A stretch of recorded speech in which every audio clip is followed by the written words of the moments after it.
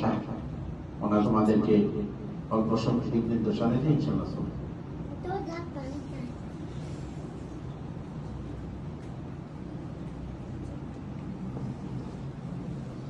نحمده ونصلي على رسوله الكريم أما بعد.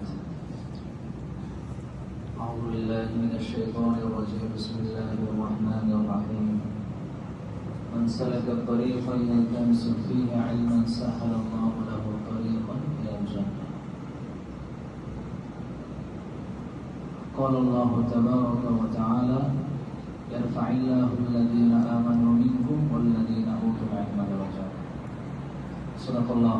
সম্মানিত উপস্থিতি, ছোট বড় আমাদের সাথী ভাইয়েরা, আমাদের মাদ্রাসার ছাত্ররা,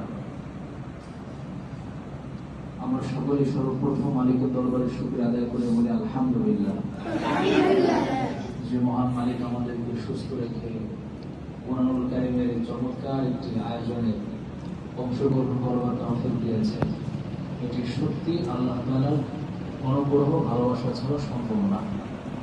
কারণ যতদিন মজমা হয়, যতদিন আলোচনা হয়, যত পবিত্র স্থানে, যত জায়গায় কোরআনের মজমা হয়, এই জায়গাগুলোতে আল্লাহ তাআলা তাদেরকেই আনেন যাদেরকে আল্লাহ নিজে পছন্দ করে।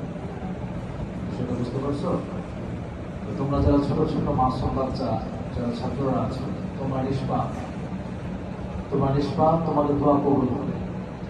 তোমরা আল্লাহর কাছে যা চাইবে সেটাই পাবে। যেহেতু তোমাদের এখনো গুনাহের দরজা খোলে নেই, তোমাদের কাছে আমরা দোয়া চাবো।